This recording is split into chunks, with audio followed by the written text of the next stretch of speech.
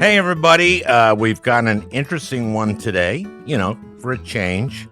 William Kristol is my guest. William Kristol, the neocon, Al? Yes.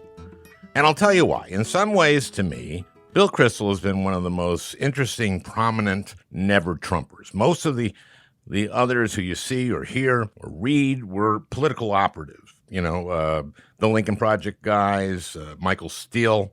Bill Kristol comes from a much more academic, intellectual place, and I thought I'd try to get some sense of not just how he came to an anti-Trump stance, which is not, frankly, that hard to figure out, but how the establishment Republican Party's full embrace of Trump and Trumpism has made him rethink some of his own past beliefs.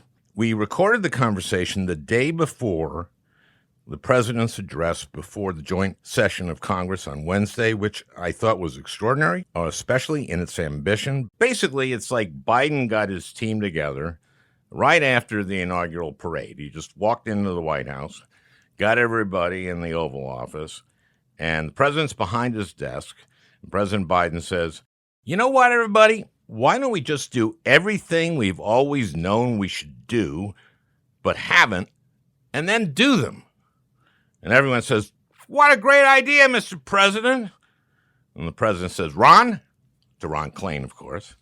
And Klain says, "Well, of course, Mr. President, without much cooperation from the Trump people, we've been preparing for the unprecedented logistical challenge of vaccinating 320 million Americans." "Right, Ron. I'm up to date on that. I want you guys on that day and night." "Badisha, Mr. President, we've been working the COVID relief package, and get this, we're including a $3,000 child tax credit to reduce childhood poverty by half." "Excellent, Badisha." By the way, during the speech, President Biden noted that the $3,000 child tax credit would cut childhood poverty in half.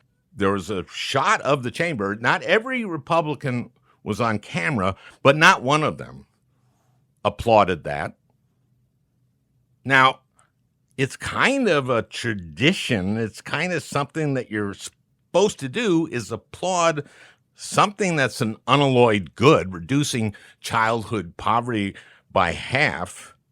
You kind of have to applaud that. I don't know. Reduce childhood poverty by half? Nah, don't like it. I'm a Republican. So the meeting in the Oval Office continues. "Mr. President, I've been working on the infrastructure package, and we think it would be a good idea to bring our country's infrastructure up to the level of other countries, other advanced countries, or surpass them and create millions of jobs for the very people who have been hurting, blue-collar folks who may not have a college degree. You think that would be a good idea?" "Absolutely, Lou Juan, and that's exactly what we're going to do." "Great, sir. That'd be about $2 trillion. "Fine. We can't afford not to do it." "Thank you, sir. And we're going to make our energy grid as low carbon as possible to address the greatest existential threat to mankind, sir." "Great. Is anyone writing this down?" No, Mr. President. Let me get a legal pad. Anybody got a legal pad or a pen? Huh? "Mr. President, how about early childhood education?" "Of course, Tamika. A child who gets early childhood education is much, much more likely to graduate high school and go to college and get a good job and not go to prison or get pregnant in adolescence. That's just a huge priority." "I got the legal pad, Mr. President." "Good work, Emil. And as long as we're on education, let's make sure every kid goes to a good school, that the resources of your school doesn't just depend on property taxes." "What a great idea, Mr. President. Yeah. So that every kid can go to a school that has a good physical plant and can pay for after school and great teachers." "Great, Mr. President. I wrote that down too." Keep writing them down, Emil." "Mr. President, I have an idea. Why don't we make the most profitable corporations in the country pay taxes?" "Great idea, Corinne." It's Karen, sir. Also, it's not my idea, Mr. President. I've heard other people suggest that, for years. "Mr. President, As long as we're doing that, sir, since one of the problems is the huge gaps in wealth and income in this country, what if we made those at the top who can afford it pay more taxes? I like it, Tara. You mean like bring the marginal tax rate for people making over $400,000 back up to what they were at the beginning of the George W. Bush administration? Yes, sir, Mr. President. And we could hire back a lot of the IRS agents that Trump fired and have them audit very rich people instead of poor people, like the IRS does now. Hey, slow down, everybody. I'm trying to get this down. Mr. President, we could also hire back the scientists at the EPA. In fact, why don't we just invest more in science and basic research? I don't like it, Siobhan. I love it. Like DARPA, sir, which gave us the internet. Good point, Latifah. Speaking of which, shouldn't every American have access to the internet? Broadband for everyone. That's great, Mr. President. Hey, I have another idea. I have one. Hey, I have one. How about making life a little easier for people? By giving some family leave in case someone gets sick or something. You mean like every other developed country has, Tanui? Let's do it. Yay! You know what people care about, Mr. President? Healthcare. Oh, yeah. When Barack and I got the ACA done, it was a big fucking deal. Well, Mr. President, with all due respect, you should have said that to President Obama at the time. Actually, I did, Tamika. That was a joke, sir. Okay, everybody, I think this was a really good first session. These are all great ideas. No reason we shouldn't do all of them. So that was the first meeting of the team right after the inaugural. And basically, this president has just said, why don't we just do the things we've been saying we should do for years and years? And I applaud him. So, William Kristol will be with us right after this word from one of our commendable sponsors. We've got a great one today, for a change.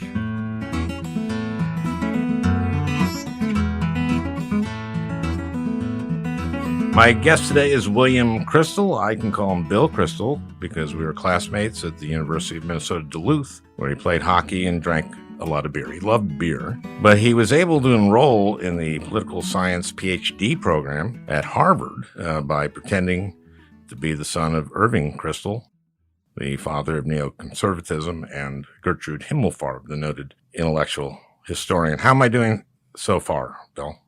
Am I close? Excellent. It's about 50% true and 50% okay. Not, which is kind of what I expect, frankly. So that's good. Yeah, that's what we pride ourselves in.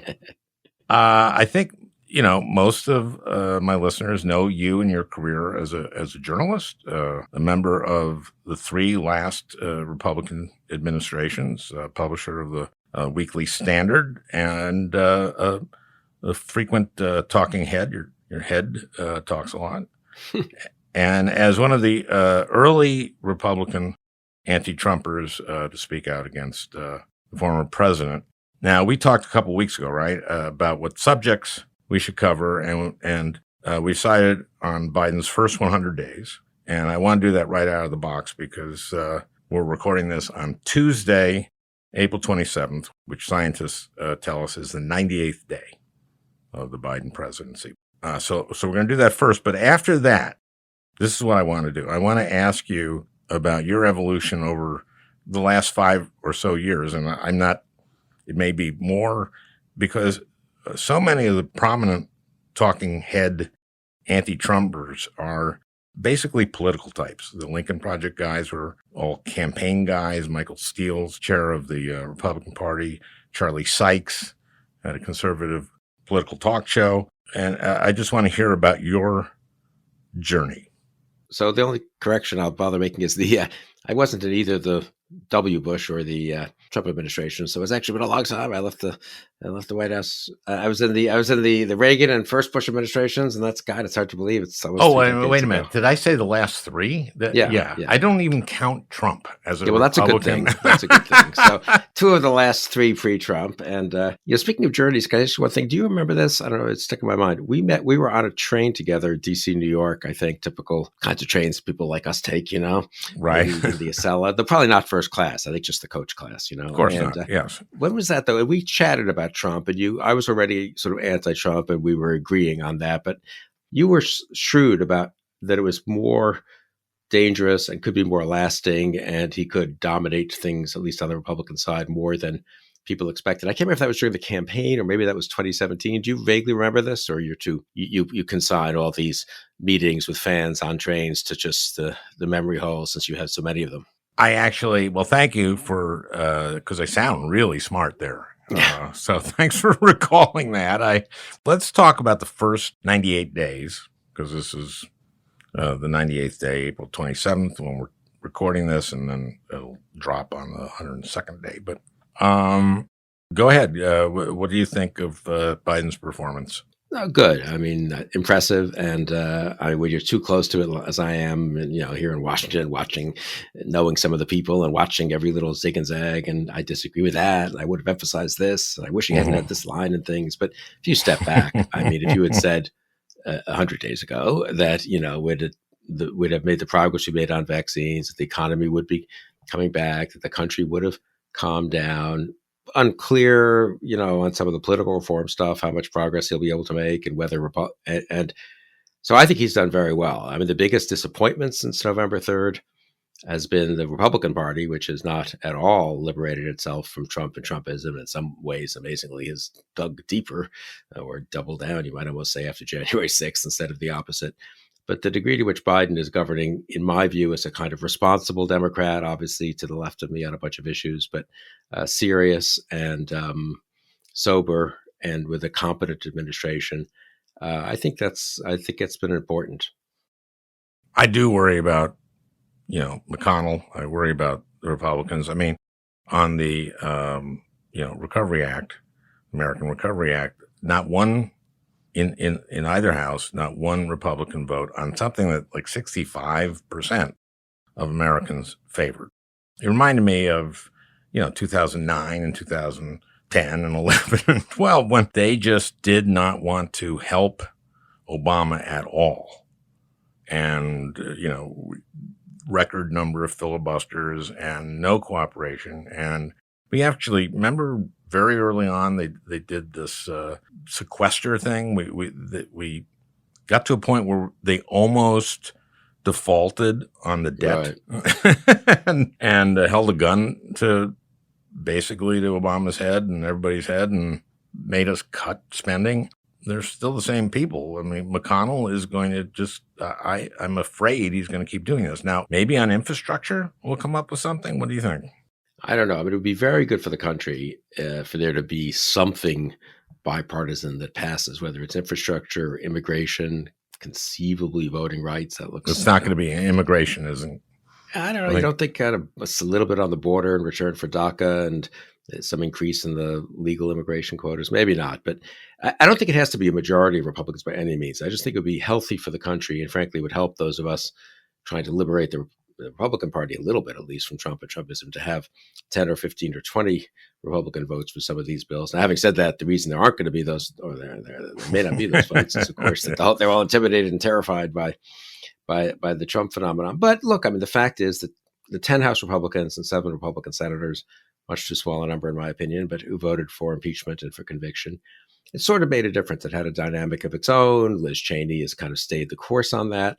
And again, she made many more accommodations than I would have over the preceding 4 years, but at least it reminds people that there is a possibility of being a pretty staunch ideological opponent without being hostile to American democracy and seeking to overturn election results. And it would be, so I'm hopeful. I'm a little, and I guess my contrarian streak thinks everyone else is saying there can't possibly be any bipartisan deal on anything. So maybe there can be on at least a few things. But well, I think that on the George Floyd, policing is a good one. Yeah, I think that's going to, my what I'm hearing is that there will be some compromise on that, and that will happen. So that would be if you could get police reform of something through, and then people look. I mean, the one thing about compromise is people are allowed to come back 2 years later or a year later and try to get more. I mean, if people are unhappy on the left with some stuff that they have to give up to get Tim Scott and all that, I think it would be worth it. And it's, I mean, I feel this is asymmetric, as the Republicans have the bulk of the blame on this, but I do think actually it's in the country's interest for the Biden administration to bend over backwards, or be perceived at least, honestly, to be bending over backwards, to try to find one or two pieces of legislation at least where they can get some bipartisan support. I think it would help him politically, but I also think it would just help defuse things. And I mean, the degree to which Republicans, and not even Trump Republicans, just let's say established Republicans, have bought the line that this Biden administration is a bunch of woke lunatics who, desperately are seeking to shut down capitalism, take their guns, take their free speech, impose whatever the craziest thing that's happening in one private school on the Upper East Side of New York, impose that on the entire country. I mean, and I don't like some of these left-wing things that are happening in woke elite schools on the Upper East Side and so forth, but the idea, the degree of craziness in the Republican Party is really astounding, and it hasn't gotten better. That's, for me, one of the biggest stories of the last, 6 months or so. It hasn't gotten better despite the fact that Trump is gone. Yeah, it's frightening. They are afraid of their base, right? That's what it is. They're just afraid. I mean, they're afraid of Trump because they're afraid of his base. And this gets down to something I talk about all the time. My listeners hear me talk about it, which is the kind of two universes of information. Yeah. Information and disinformation. And boy, oh boy, I think a lot of, most, maybe all of the people who stormed the Capitol on January 6th actually believe the election was stolen. No, I think there's a horrible disinformation echo chamber problem and all that, made worse by social media and all that. And then there's the thing that makes it really compounds the problem a lot, which is the elite Republicans who don't believe a lot of the stuff. They're not idiots. They know the election wasn't stolen. They know that Biden's not going to restrict you to one hamburger a week or whatever the latest insane Fox News thing was. But they want some of the Republican policies, and they're just willing to go along with that and indulge that. That's really the Mitch McConnell types, you might say. Kevin McCarthy, somewhat more craven version of the same thing. And those people. Wait a minute. Whoa. Someone's more craven than McConnell? Well, yeah, I know you served with him, so you know him better. But McConnell did stand up against overturning the election, sort of belatedly, whereas McCarthy voted to do so. In a way, so it's something. Don't you do that right away? Don't you do that? No, believe me, I'm against. I dislike. I disapprove of all of them, but there are some slight distinctions. But again, I think the conservative elites. I don't know. I'm curious what we think about this. Everyone's so focused on the base, which is a terrible problem that 30% or something of America believes in totally ridiculous and insane conspiracies and so forth. But that the elites have gone along with it and tried to manipulate it to their own advantage and not stood up against it has been extremely damaging. The Wall Street Journal editorial page has not done as much damage as Fox News, but they've done a lot of damage. And mostly by going along with the damage that's being done by Fox News, or rationalizing it, or excusing it, or minimizing it. Okay, well, let's kind of wade in now then to you and your. I don't know how much of a transformation there's been for you in terms of in the last. How much is tied to Trump? I imagine a lot of it is. But as I said, a lot of these guys you see, the talking heads you see that are the Michael Steeles, the Steve Schmitz, the Rick Wilsons. They're campaign people. They're political people. You're an intellectual. You're someone who has a PhD in political science. You're a journalist. You write about this and have been a thought leader in conservative circles. How have you changed? And did it start with Trump or did it start earlier? I think Trump provoked the reaction, which led to some rethinking. I mean, I think that's natural. You can't just have an event like Trump happen. I think it'd be hard to say, well, everything was great and this thing just came out of nowhere and I'm not going to rethink any of my previous positions when I see my previous allies going off in this, or at least, if not allies, kind of people I, vaguely on the same side of, going off in this horrible direction. So I think you'd have to be pretty foolish, frankly, not to rethink some things. So I've tried to do some rethinking, and I think I just got, like a lot of people, too dogmatic, too partisan. I thought of myself as being sort of contrarian and willing to take on Republican orthodoxies. And I think I did in some areas, and I, supported things that the Obama administration did, especially in the first term and some of the foreign policy things. And certainly in Clinton's years, I did support many of their things. So I don't think, the worst of the, kind of partisan types. But in retrospect, I think I didn't see certain things as clearly as I should have. I fought some things. I fought Pat Buchanan. I fought Ron Paul. I was clear-eyed, I think, about some of those aspects of the conservative movement, but I underestimated their strength and how much other people were willing to go along with them. So yes, the short version of this long answer is I've done a fair amount of rethinking of my own past. I mean, I would say it's been easier for me, maybe a little bit, because Charlie Sykes and I, who you mentioned, who's very thoughtful and wrote a good book about this, actually, we both were Democrats when we were kids. I mean, literally kids, like in high school and stuff. I volunteered for Hubert Humphrey in '68. I worked for Scoop Jackson when I was at Harvard in '72. I mean, volunteered. Beginning of my very successful political career, Scoop ran 7th, I think, in the Massachusetts primary that year, behind Wilbur Mills. And I actually worked for Pat Moynihan in the '76 primary in New York. So I was kind of a Humphrey Moynihan, Democrat, and then became a Reagan Republican, like many other people, by 1980. So I always had a little bit of a memory that, hey, there are decent Democrats. Pat Moynihan was a friend. My parents had many friends of that sort. So I think that made it a little easier for me, maybe, to break, frankly, with the Republican Party and to say, look, I'm voting for Joe Biden. No ifs, ands, and buts about it. No big apologies or no big angst or anguish about voting for a Democrat. So I think it maybe was a little easier for me, I was saying, than someone who kind of really just grew up in the fold and had a tougher time breaking out. Sure. And I think it isn't difficult if you're clear-eyed to go like, what the hell is Trump, and do what all of those guys I mentioned did. Stuart Stevens wrote a book. It was all a lie. I don't know if you read that or looked at it. Or as Pat Moynihan, whom I mentioned, used to say, this is, I think, a line he used to my mother. My mother would tell me he once used. They were pretty good friends, and Pat was a senator, a very busy man, and he started going on about some book that was like a 600-page biography of, I don't know, Yates or something. I'm making that up, but you know what I mean? Something that was not required reading as your senator. He was going on about it, very interesting, this and that. And my mom said to Pat, you've read that whole book? And Pat said, blah, blah, blah. I've read in it. So I've read in Stuart Stevens's book, which is a very wonderful, vague way of, you've read something between the jacket flap and the, and whole chapter. That was a pretty good Moynihan, by the way. Oh, I knew him for a moment. It's pretty easy to imitate, frankly. Yeah. Well, you don't hear many Moynihan impressions. You just don't. These days, especially. Yeah, right. Anyway, but Stuart was saying, I'll give you an example of where I focused in on that, which is when W was running. He ran, I remember that first debate, and he said, by far the vast majority of my tax cuts go to those at the bottom. And they didn't. They just didn't. It wasn't even close, And also, Republicans cared about deficits. I remember that. And I had this experience when I got in there where that's what Republicans seemed to care about with deficits. But they piled up huge deficits under Reagan, to a great extent under H.W., who did raise taxes a little, and that cost him his presidency, probably, to a great extent. And that's what got Buchanan and all that stuff. Right. But it seems like Republicans really care about deficits and the debt when there's a Democrat as president. Do you acknowledge that? I mean, it's obvious, right?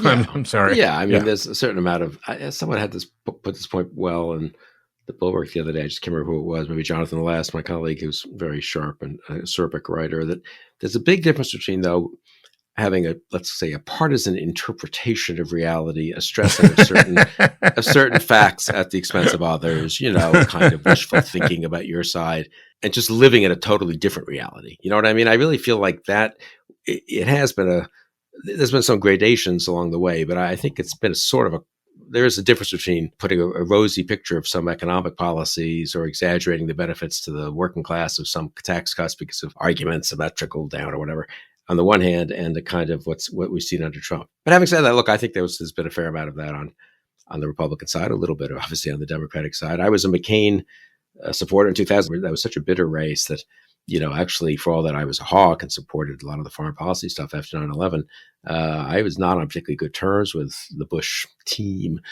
Maybe a little bit in the second term when things, the McCain thing was already kind of been a long time ago. So, and I think the McCain thing, I'll say the one thing, supporting McCain, who I'd gotten to know in the 90s, really, because we were both hawkish on foreign policy. We both supported, ironically, Clinton on Bosnia and Kosovo and those kinds of things. That encounter with the pre-Trump Republican establishment was a bit of a wake-up call for me. I was a young person in the first Bush and Reagan administrations. I looked up to these people. I didn't really know them well. I just thought, well, they're pretty impressive. To see them up close in the Karl Rose of the world was not a particularly edifying sight or experience. So I think, again, I may have been a little more prepared for the kind of terrible disappointment in the Republican Party that I saw pretty close up in 2016. But okay. I'm still astonished. Aren't you? This gets back to I want to ask you this question on the train conversation. I mean, aren't you a little... Trump as president would have been bad news, obviously, very bad for the country and so forth. But if Republicans had stood up to him in Congress, it would have been a much more manageable and containable problem. The enabling of Trump, the capitulation to Trump, the letting him and helping him take over the party, which we're now still seeing the effects of course. That I guess I didn't fully expect that, and that really is the cause of so much of the damage. It's one thing to have a bad president for 4 years, something to have one of the two major political parties basically off in conspiracy land and anti-democratic land, and the whole thing, right? Fox News land. It's a little different, I think. First of all, during that campaign, right, before he got the nomination, right, all my Republican colleagues were just aghast that this guy was doing well. And if you look at it, of course he did well because of, first of all the other candidates were terrible candidates, right? Mm-hmm. I mean, they just were. And secondly, I think you've said this, like starting like 2014 or something, people started in the United States started saying, you know what, my kids aren't going to do better than I do. Yeah.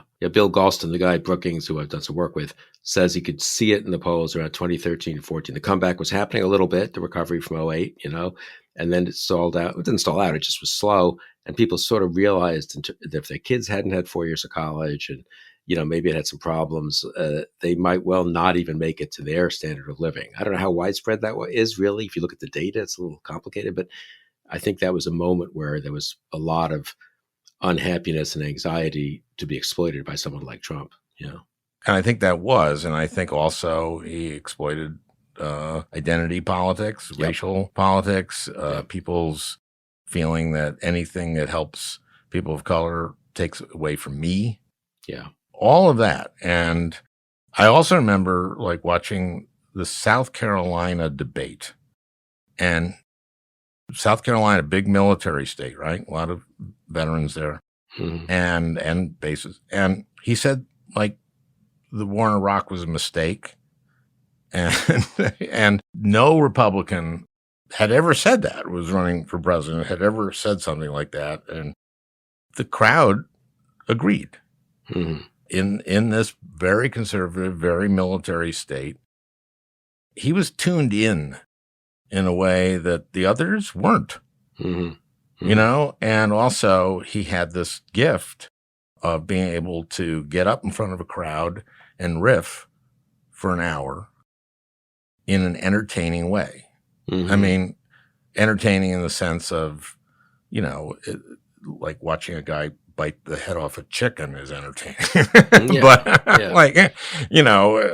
but still,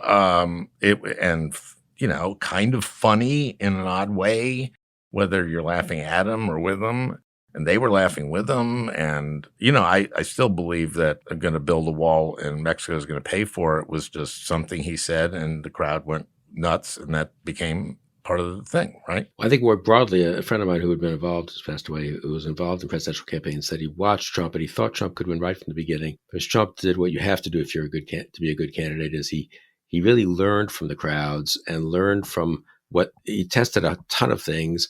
The ones that didn't go anywhere, he just sort of quietly tossed aside. He was in that way a little more disciplined than people realize.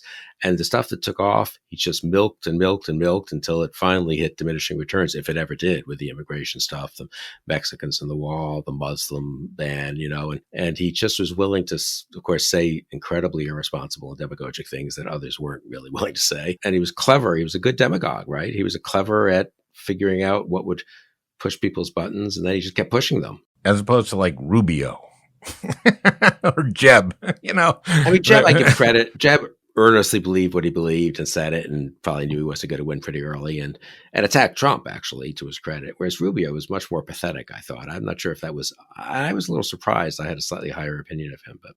Yeah, he just, all I'm saying is they were running conventional campaigns in a year you couldn't do that, or against a guy who was just completely separated himself from everybody and also took all the airtime because CNN would be, oh, he's speaking. Wait a minute. His plane is about to land. Let's go to it. Right. And you get a situation where people are kind of unhappy with the way things have been going. And the Republican frontrunner's named Bush literally would have been the third member of the family to be president within 30 years.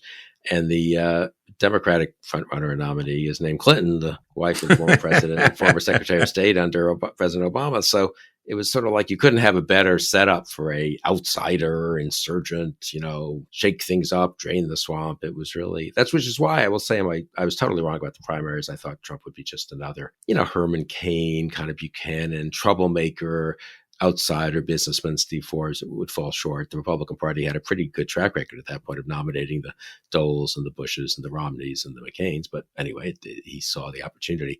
In the general, I always thought he had a chance to win. I mean, I remember saying this on TV many times and being on with some of Hillary's people who were intelligent political types, and they were very confident. And I thought she would probably win. That's what the poll suggested. But I thought it was like a 1 in 4 chance that she wouldn't, that Trump would win, because there was such an outsider sentiment. And I just never underestimate that willingness to vote for change and to take a risk for change, and to discount the risks foolishly, in fact, in terms of like what damage the guy could do. I remember having so many arguments in 2016. I went to a Trump rally in Northern Virginia, and someone berated me. They knew I was anti-Trump. And I said, well, I think it's pretty dangerous. No, he's going to shake things up.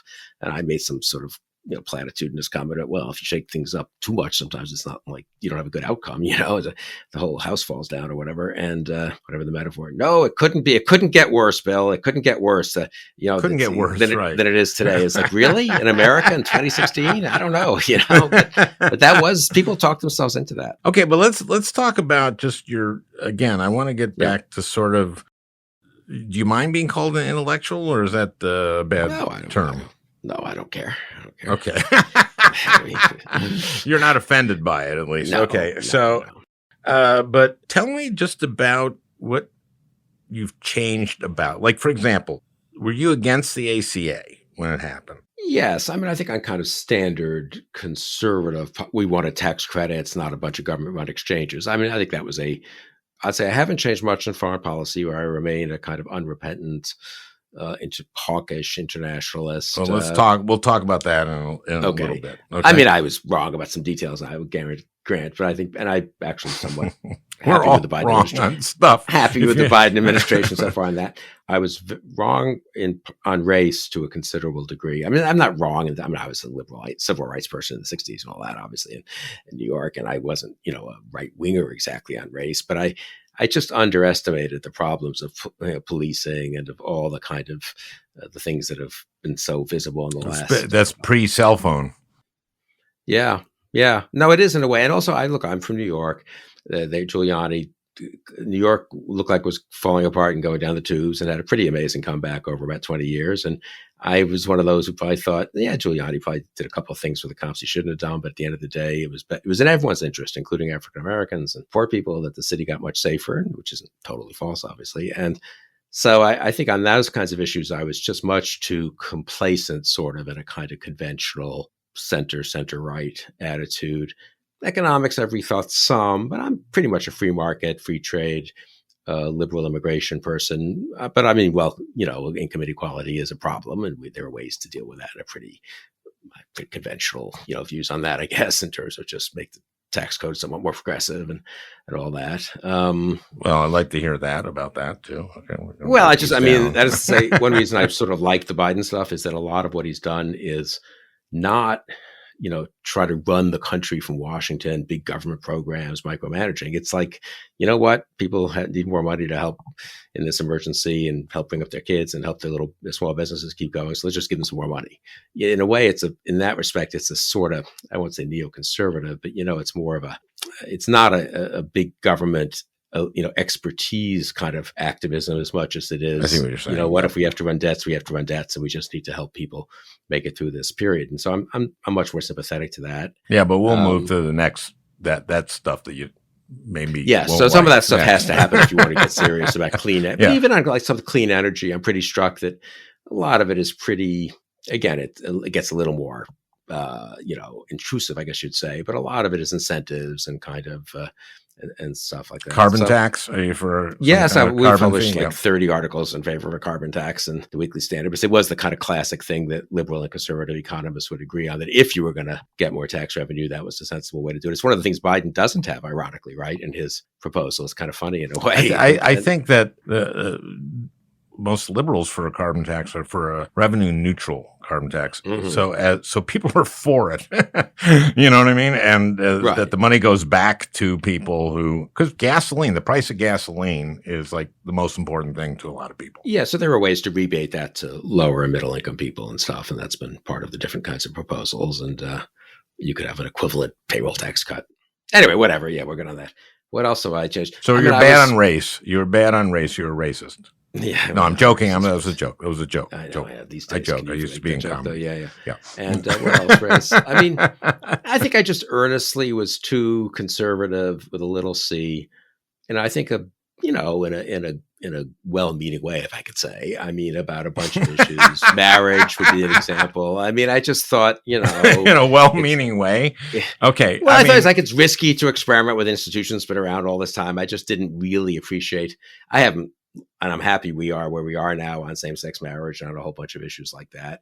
Well, Clinton was for the Defense of Marriage Act. Yeah, and Obama he signed it, and Obama wasn't for it. It evolved, and I've evolved. Don't feel too embarrassed about that. So, what is your sense of the Biden administration? You know more about it than I do. I mean, you actually know very senior Democrats quite well. So, here's my sense of it. Here's my sense of at least what's going on in the Senate and what's going on, and that has to do, of course, with getting this legislation done. I think it's really interesting what Manchin is doing. Mm-hmm. And I think that, first of all, Democrats, very liberal Democrats, very progressive Democrats, should thank God that Joe Manchin is in the Senate. Because Biden lost West Virginia by 40 points. Yeah. So the fact that Manchin is there is the reason we have the majority. So he has been kind of crafty, I think, on this, and he basically wrote a op-ed in the Washington Post saying, "I'm against getting rid of the filibuster or weakening it." He didn't say modifying. He didn't say I'm against modifying. He just said I'm against weakening it. But he said, what I want to do is get back to regular order, basically is what he said, which means you have hearings in committees and then you write bills in committee, you pass them out of committee, they go to the floor, you have an open amendment process, right? Mm-hmm. We haven't really had that in a while.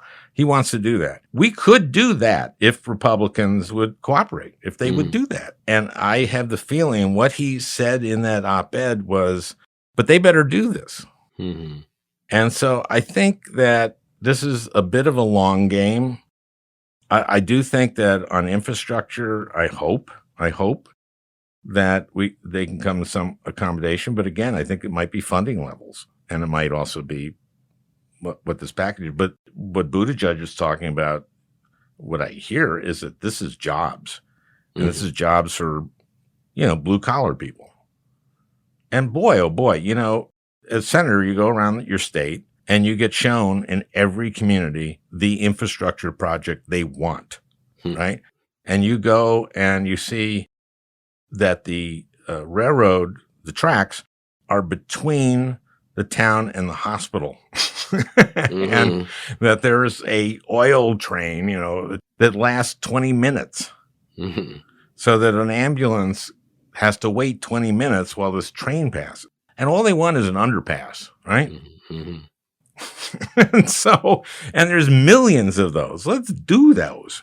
Yeah. And let's have, Americans want infrastructure that looks like the rest of the world, the rest of the developed world. What am I doing? I'm trying to make the case for an infrastructure, but that's ridiculous. What we're talking about is, can we get that done? And I think that might be the one that goes to reconciliation, actually.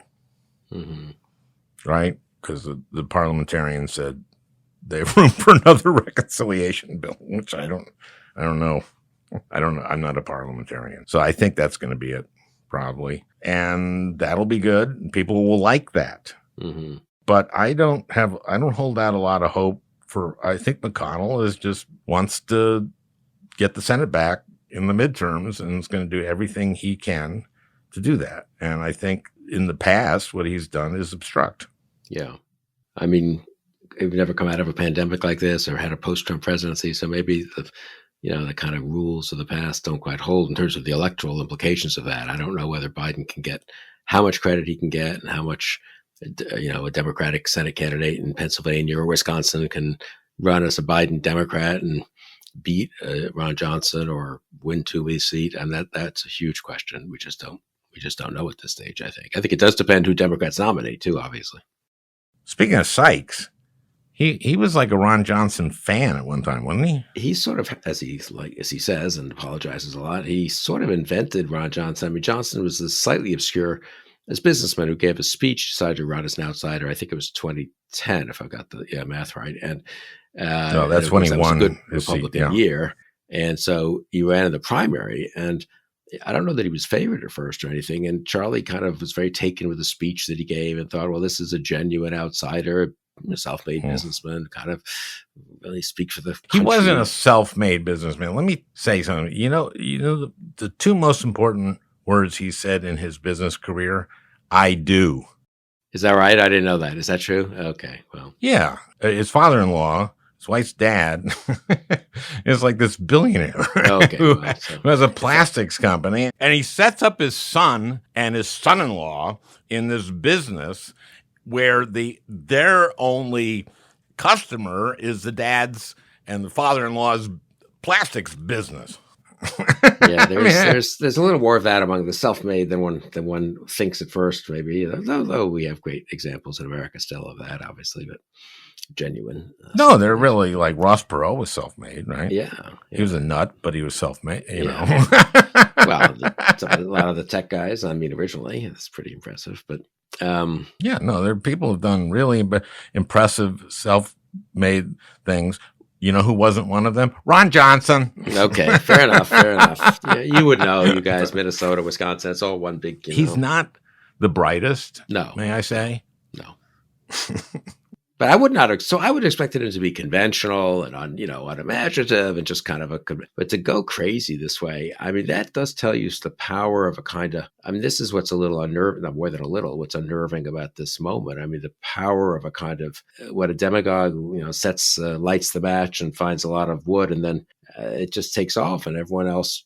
A lot of other people jump on board for the ride, to mix metaphors, and the anxieties that can be stirred and the prejudices that can be awakened or reawakened or exaggerated, even heightened. It's pretty bad. And one thing that I find most unnerving is people like it. I mean, liberals thought these Trump people were sullen, bitter, angry types, and there's some truth to that, obviously. But they liked those rallies. They were kind of fun from their point of view. Now, they were fun partly by mocking disabled people and by, flaunting, that's hilarious, by flaunting their success over, as opposed to African Americans and so forth. I mean, it's creepy. Scaring the members of the press. Yeah, but I mean, I think once people get used to that, though, in politics, my point is it's hard to get back away. It's hard to remind people you're not supposed to enjoy it. You're supposed to refrain from enjoying being a bully and part of a mob. But people like being parts of mobs, at least temporarily, I guess. History suggests that. And it's satisfying in some visceral way. And that's what scares me the most about the current moment. I mean, the mob spirit is really alive in the Republican Party on the right. There's some of it on the left, obviously, too, the woke left. And so it's, a lot of having a healthy democracy is resisting the mob spirit. Let's go to foreign policy. Let's talk first about Afghanistan. I think you were against that Biden's decision there. I was. I mean, I understand it, and I understand that people are awfully tired of it. And, I don't think I didn't make a huge deal of it. I mean, but I think it's just imprudent if you can have 3,000 troops there and keep an adequate, if not good, better than worst case situation, just stable without much in the way, frankly, of American casualties. And I think it would be worth just letting the status quo sit there for a while and continue to work on other things, but in the region and in the country. But I understand why Biden did it. I hate the rhetoric of we're never going to fight these forever wars. I just think you're going to have American willingness to do peacekeeping and occasional fighting, unfortunately, around the world, and stick with our allies and have force projection and all that. So I am an old-fashioned kind of internationalist of that type, I guess you'd say, still. Well, as senator, you go to funerals, right? Yeah. And you talk to families, and you want the families to be proud of the service, and they should be. They should be. But I talked to more than a few parents and spouses, et cetera, who were saying, what the hell are we doing there? Yeah. And same in Iraq. And I agree that, a presence there, like a counterterrorism. I mean, this is going to be a disaster. Taliban's going to take over. It's going to be a disaster for that women. Would be bad. Yeah. But I've heard people say like, well, we've been in South Korea since the end of the Korean War. Yeah, South Korea is an industrialized. I mean, it's a democracy. Is doing great. Afghanistan is just not going to. That's not going to happen there. This is going to keep going on, and it'd be nice to have some kind of counterterrorism force where we don't have Al Qaeda anymore, but ISIS can get in there. And right. So, and that's what happened by withdrawing from Iraq. Right. And I think there are ways, and I think the Biden people are talking a little bit quietly about, well, that doesn't mean we don't have anyone there in terms of some CT, some counterterrorism and some covert operation. Who knows? Maybe they can keep the lid on without an explicit overt, force presence of 3,000 or whatever we have. So now, let's talk about Cheney and Iraq and Rumsfeld. So at the Weekly Standard, this is, of course, no one remembers any of this, so such inside baseball. We were very anti-Rumsfeld from the beginning. From before the war, we were worried there weren't enough. We were with McCain, which was, if you're going to do it, send enough troops, stabilize the situation, do a lot of civilian stuff. And so we were very critical, worried before the war that they thought they could just go in and out. We became strong critics by September of 2003 in Iraq. Rumsfeld banned me and others at the Weekly Standard from the Pentagon. He was so furious at us. I called for him to be fired in 2004. And of course, Bush kept him on for 2 more years, which was really disastrous because you could still have turned it around more. You could have had the surge 2 years earlier. It would have been a hell of a lot less deaths and a little more of a chance of keeping a kind of, residual force and keeping it in a stable situation. So I was on one of those, I don't know if you ever went to those Munich security conferences that McCain used to take a delegation to, and I don't know, or Levin or Lieberman, all those characters, and they'd invite some quote journalist types or foreign policy experts, from previous administrations and so forth on the planes. So it was kind of fun to get to go on one of these nice U.S. Air Force planes that the senators get to use, and just a long weekend in Munich. So it was 2003. I remember this, right before the war. So it was like February, February of 2003. Sandy Berger, who had been Bill Clinton's national security advisor, was on the plane, whom I knew slightly. And he said, look, Hillary voted for the war, and I I respect your advocacy for it. I think you mean well and all this, but he said, I just don't trust these guys to do it competently, especially Rumsfeld, I think. And I'm very, very worried. And I said, yeah, but I mean, once they really go to war, they're not going to be irresponsible and not be serious about getting the right people and generals in there and not just trying to do it in the cheap and all this. And Berger said, nah, I hope you're right. I hope you're right. And, we just left it at that. And there was no argument. We just left it at that. And it's really stuck in he died a few years later, kind of young, but it's stuck in my mind because, I mean, it's unbelievable when you look at the way Rumsfeld ran the thing. He didn't find the right generals. He just let the people who were next in line run it. They had no guidance particularly. Then Bremer shows up and then they dismantled the army. And I mean, it's just. Yeah, it was basically, you're fired. Saddam's, right. You're fired. Now take your weapons with you. God, no. and by the way, we're just gonna fire.